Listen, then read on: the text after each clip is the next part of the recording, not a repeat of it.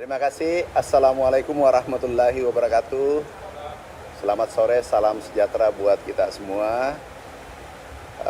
Tadi kita rapat masalah pangan, khusus sektor pertanian, bagaimana mempercepat produksi di dalam kondisi El Nino.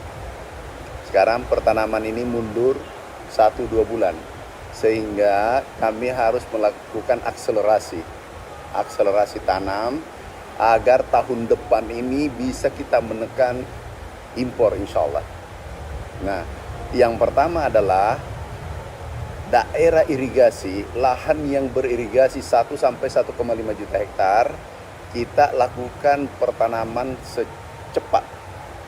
Kalau bahasanya petani adalah tanam culik. Yang dikatakan tanam culik adalah selesai panen langsung tanam. Nah, itu namanya tanam culik. Nah, kemudian kita akan memberikan insentif El Nino dalam bentuk bibit benih kepada petani-petani kita agar mereka cepat melakukan tanam di tanah-tanah yang sudah panen. Kemudian yang kedua, kita mencoba meningkatkan planting index. Indeks pertanaman di daerah rawa mineral yang sekarang ini tanam hanya 1 kali, kita tingkatkan menjadi 2 kali. Yang tanam 2 kali, kita tingkatkan menjadi 3 kali. Kemudian langkah selanjutnya adalah kita melanjutkan pembangunan embung. Jadi membangun embung, rainwater harvesting system. Jadi air hujan yang jatuh di bumi Indonesia jangan biarkan ke laut. Kalau bisa air hujan ini bisa menjadi pangan. Karena hujan ini bisa sekarang sudah musim hujan, kita tampung air itu agar bisa kita gunakan untuk lahan pertanian. Itu arahan Bapak Presiden. Tetapi sekali lagi kita akan melakukan akselerasi tanam karena dampak El Nino, masa tanam ini mundur. Berarti tahun depan masa panen puncak itu juga mundur. Sehingga kita harus melakukan gerakan cepat. Kami baru tiba dari Sulawesi Tengah. Jambore penyuluh se-Indonesia. Untuk mempercepat tanam, aku sampaikan kepada seluruh penyuluh se-Indonesia ada 2.000 yang hadir. Penyuluh kami ada 50.000. Saya katakan, mari kita gandengan tangan untuk meningkatkan produksi dengan mempercepat tanam. Mereka sanggup. Saya katakan hal ini tidak sulit. Kenapa tidak sulit? Di masa pemerintahan Bapak Presiden, kita pernah swasembada 2017.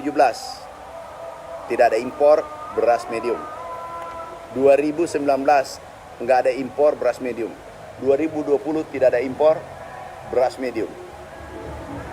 Nah, 3 tahun kita swasembada di masa pemerintahan Bapak Presiden. Hanya saja ada El Nino. Ada El Nino terjadi sekarang ini sehingga itu menekan produksi. Dulu 2018 itu produksi 34 juta, sekarang ini berada pada posisi 30 juta ton. Sedangkan kebutuhan juga 30 juta ton, sehingga antara kebutuhan dengan produksi itu sama. Oleh karena itu kita impor untuk cadangan di gudang. Saya kira cukup. Untuk komunitasnya apakah beras saja? Untuk sekarang ini kita fokus pada yang impor yang dulu swasembada. Beras, jagung. Yang lain tetap kita perhatikan, tetapi 6 bulan Oktober Maret ini kita fokus pada padi dan jagung. Insentif El Nino juga pada padi dan jagung. Cukup?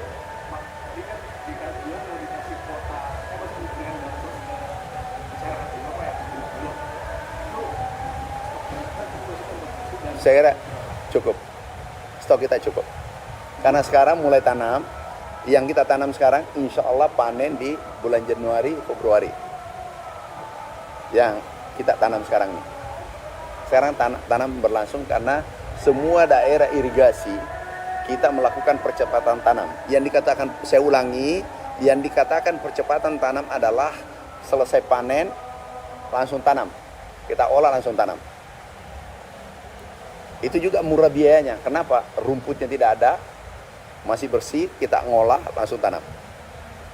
Masih ada? Kalau cabai yang masih mahal dari Kementan, solusinya apa Pak? Solusinya adalah kami sudah sampaikan agar KRPL Pangan Lestari tanam cabai di pekarangan dulu kita pernah lakukan, itu bisa menekan harga cabai ke depan. Jadi mulai sekarang kita bagikan bibit gratis pada rumah tangga yang menginginkan. Bahkan dalam pertemuan PJ Bupati, PJ Gubernur dan Bupati, kami sampaikan, tolong sisihkan anggaran sedikit. Kami sudah koordinasi dengan Menteri Dalam Negeri untuk bibit cabai, bibit sayuran untuk keluarga rumah tangga. Jadi mungkin di dalam pot 5-10 cukup untuk cabai dalam satu keluarga. Kalau yang kelaparan di Papua kan katanya pemerintah lagi nyari varietas alternatif warga di sana. Sudah ketemu Pak? Tim kami sudah turun di sana di Papua sejak minggu lalu. Kami hasil koordinasi dengan Menteri PMK, kami diskusi beliau, saya katakan ini harus ada solusi permanen. Solusi permanen adalah mencari varietas karena ketinggiannya 4.000 meter dari permukaan laut.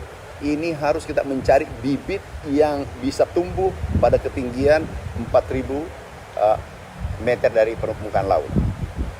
Tim kami sudah sementara bekerja, kami tunggu laporan dari lapangan. Nanti belum ketemu varietas. Sebenarnya ada varietas yang di tempat situ, di lokasi tersebut, tetapi kita mencari varietas yang bisa produktivitasnya tinggi. Di sana bisa tumbuh umbi-umbian, tetapi kita mencari varietas yang produktivitasnya tinggi, tapi mampu tumbuh pada ketinggian 4.000 meter dari permukaan laut. Oke, makasih ya. Makasih. Assalamualaikum.